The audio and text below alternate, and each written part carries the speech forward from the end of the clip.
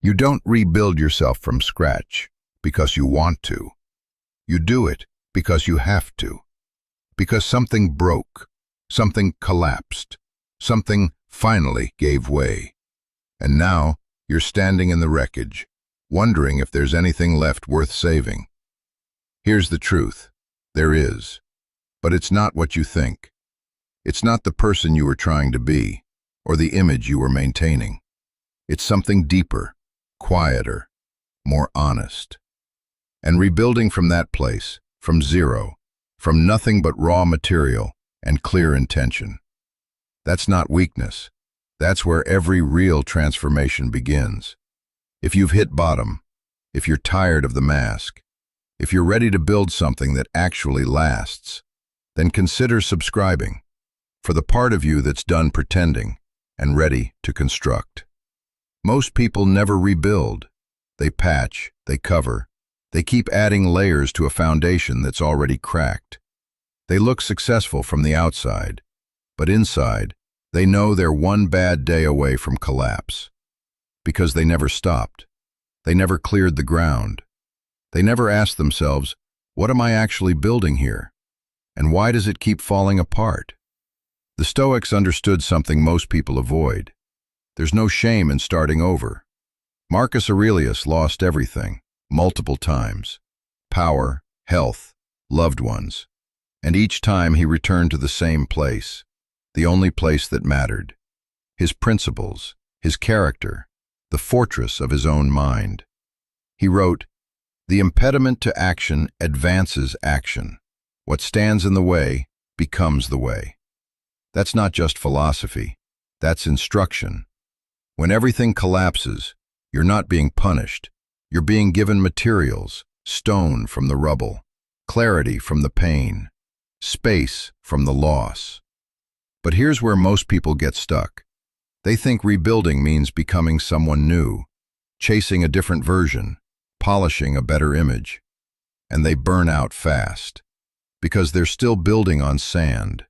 They're still trying to impress people who don't matter, still measuring success by metrics that have nothing to do with who they actually are. Real rebuilding doesn't start with a plan. It starts with demolition, with honesty, with sitting in the mess long enough to see what's real and what was always just performance. And that honesty, that brutal self-examination, that's where your power lives. Not in what you show the world, but in what you're finally willing to face alone. The law of necessary demolition. You can't build new on top of broken. The first step in rebuilding yourself isn't motivation, it's demolition. You have to clear the site, tear down what isn't working. Stop pretending the cracks aren't there. And that's terrifying. Because demolition looks like loss. It looks like failure from the outside. People will ask, what happened to you? Why'd you quit that job? Leave that relationship? Stop showing up to things that used to define you, and you won't always have an answer that satisfies them. That's fine. Let them wonder, because this part isn't for them. Demolition means getting honest about what you've been carrying that was never yours. The expectations you inherited. The identity you built to please others. The habits you never questioned because everyone around you was doing the same thing. Epictetus said, "It's not what happens to you, but how you react to it that matters." But before you can react differently, you have to see clearly. And most people can't see through the fog of who they're pretending to be. So you sit with it. You write it down. You name it out loud. What am I doing that doesn't serve me? What beliefs am I carrying that aren't even mine? Who am I trying to impress? And why do I care what they think?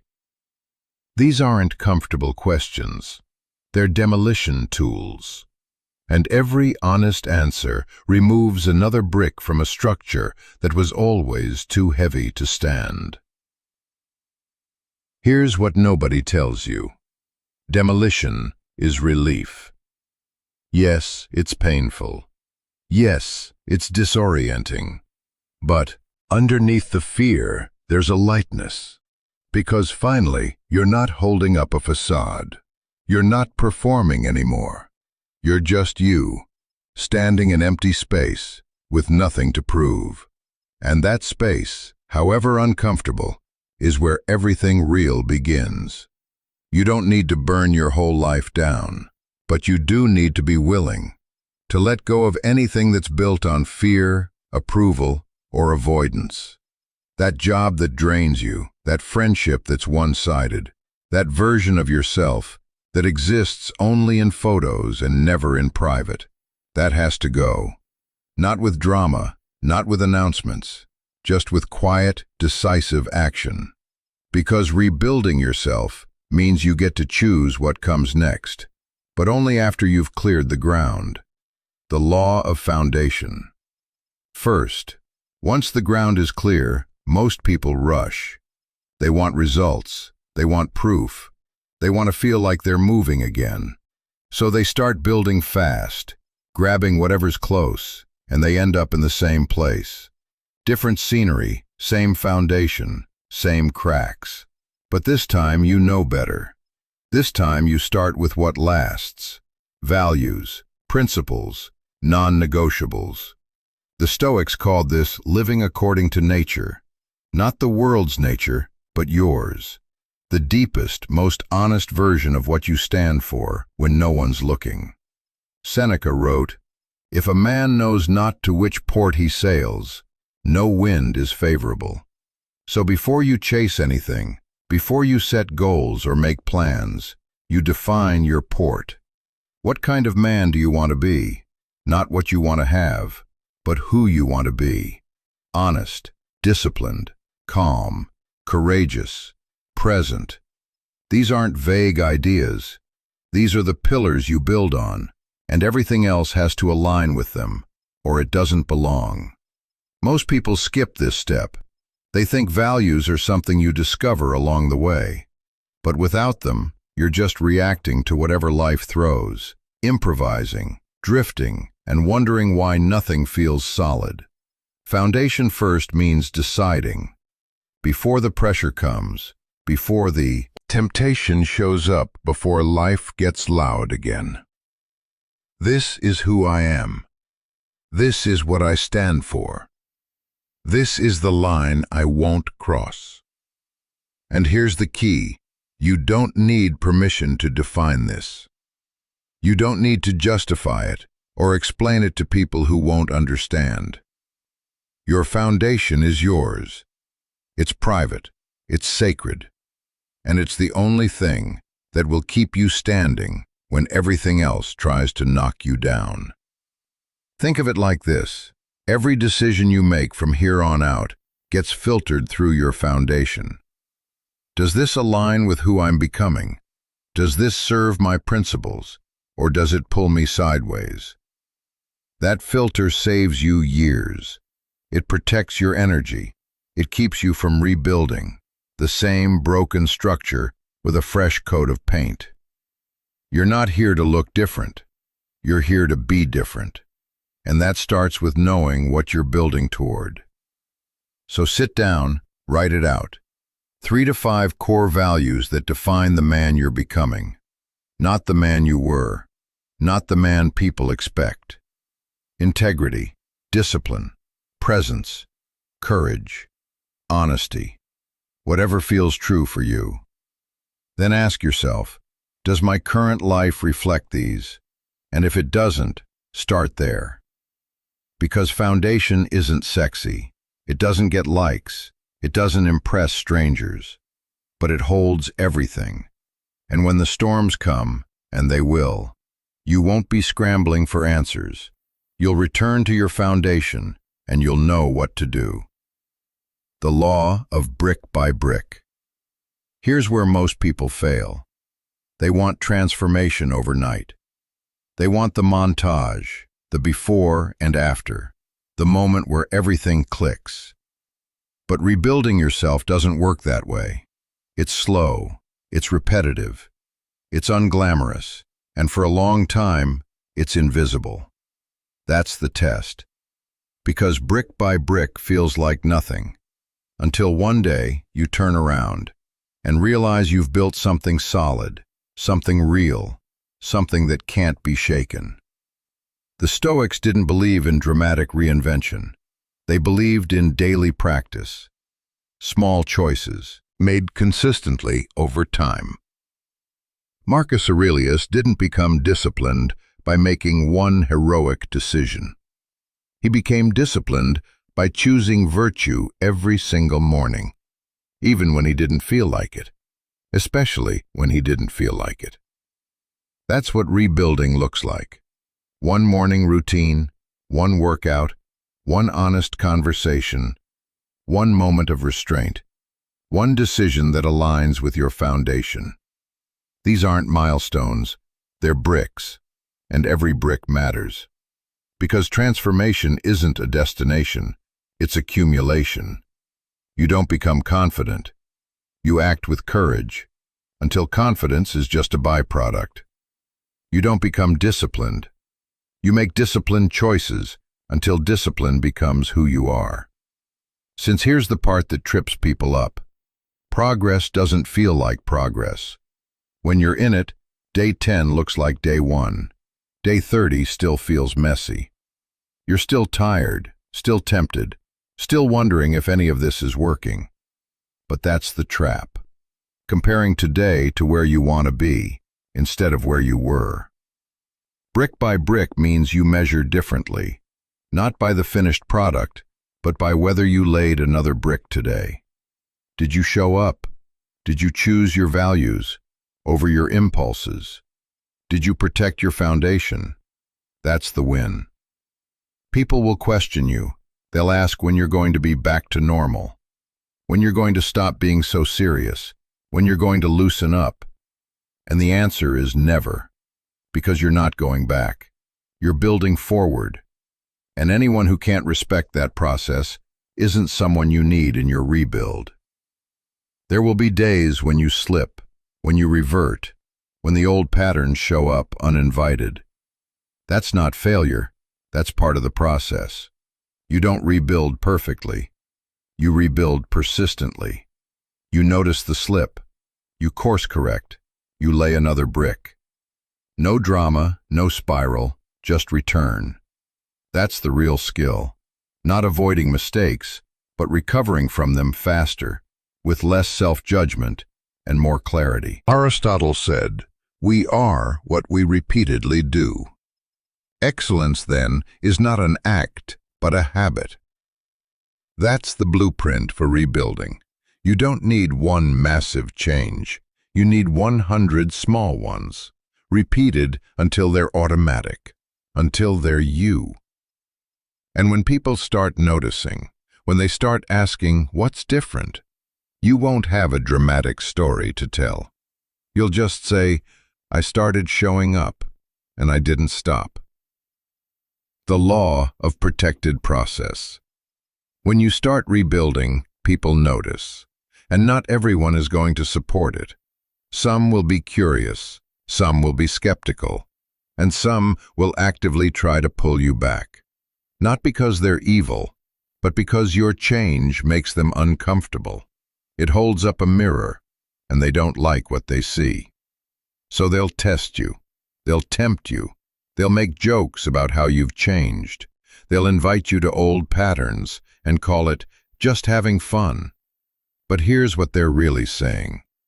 Come back to who you were, because that version was easier for me to understand. You can't rebuild in chaos. You can't build something solid while entertaining every distraction, every opinion, every person who wants a piece of your attention. The law of protected process means you create boundaries, not walls, but filters. Who gets access to your time, your energy, your focus, and who doesn't? The Stoics were obsessed with this. They knew that your environment shapes you, that the people you keep close either lift you or drain you. Seneca warned, "Associate with people who are likely to improve you. Welcome those who you are capable of improving." That's not about being cold or superior. It's about being intentional. Because right now, while you're rebuilding, you're vulnerable, you're in process, and the wrong voices at the wrong time can derail months of work. So you protect the process. You stop explaining yourself to people who aren't on your path. You stop justifying your boundaries to people who benefit from you not having any. You stop sharing your progress with people who only show up to doubt it. This isn't isolation, it's curation, and there's a massive difference. Protected process also means protecting your mind, the content you consume, the conversations you engage in, the energy you allow into your mental space.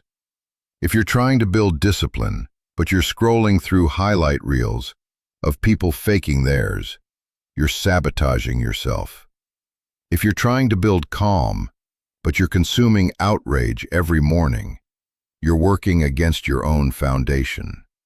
Think of your rebuild like a construction site. If you let anyone walk through, leave trash, kick over materials, comment on the mess, it's never going to get finished. But if you put up barriers, if you control access, if you keep the site clean, then the work gets done. And when it's ready, when it's solid, then you can open the doors, but not before. This phase isn't forever, but it's necessary. And the people who respect your process will give you space. The ones who don't weren't meant to be part of what you're building anyway. Let them go, not with anger, but with clarity. Because protected process isn't about exclusion. It's about focus. And focus is the only way you finish the rebuild. The law of patient endurance. Rebuilding yourself takes longer than you think. Not because you're slow, but because real change happens beneath the surface. Roots before branches, foundation before walls. And most people quit right before the breakthrough. They expect results in 30 days, transformation in 90. And when the mirror doesn't show it, when their life still looks messy, when people still see them as the old version, they assume it's not working. But patience isn't passive. It's endurance with vision. It's knowing that just because you can't see the structure doesn't mean it's not forming. Every brick you laid is still there. Every disciplined choice is still shaping you, even when the evidence isn't obvious yet. Carl Jung said, "I am not what happened to me. I am what I choose to become." That choosing happens daily, and the becoming happens slowly, imperceptibly, until one day you realize you're not the same person anymore. Patient endurance means you stop checking the scoreboard every week. You stop asking, "Am I there yet?" Because there is no there. Rebuilding yourself isn't a destination, it's a direction. And as long as you're moving toward your foundation, as long as you're choosing your values over your moods, your principles over your impulses, you're winning, even if it doesn't feel like it yet. There will be long stretches where nothing seems to change, where you're doing the work, showing up, being consistent, and the results feel invisible. That's the real test. Not whether you can start, but whether you can stay. When it's boring, when it's thankless, when no one's clapping. That's where most people break. But that's also where you separate yourself. Because endurance isn't about intensity, it's about refusal. Refusal to quit. Refusal to revert. Refusal to let temporary discomfort override permanent goals. And here's what happens when you endure. The compound effect kicks in. One day, you'll handle a situation that used to wreck you, and you'll stay calm. One day, someone will try to bake you, and you won't react. One day, you'll look at your habits, and realize they're no longer habits, they're just who you are. That's the payoff. Not a sudden explosion, but a quiet, solid knowing that you rebuilt yourself, and this time, it's real. People will start to notice. They won't always say it, but they'll feel it. You're different, steadier, clearer, less reactive, more grounded. And they'll wonder, what changed? But you'll know it wasn't one thing. It was 1,000 small choices made in private, over months, over years. It was patient endurance. It was refusing to quit when quitting would have been easier. So when you feel stuck, when progress feels slow, when you're tempted to abandon the rebuild and go back to what's comfortable, remember this: every great structure took time. Cathedrals weren't built in months. Empires weren't forged in seasons. And you are building something far more valuable than either. You're building a self that can't be shaken, a life that reflects your values, a foundation that lasts, and that's worth every quiet, unglamorous day it takes. So here's what rebuilding yourself from scratch actually looks like. It's not a motivational video moment. It's not a weekend workshop. It's not a new haircut, new city, new relationship, hoping the scenery will fix what's broken inside.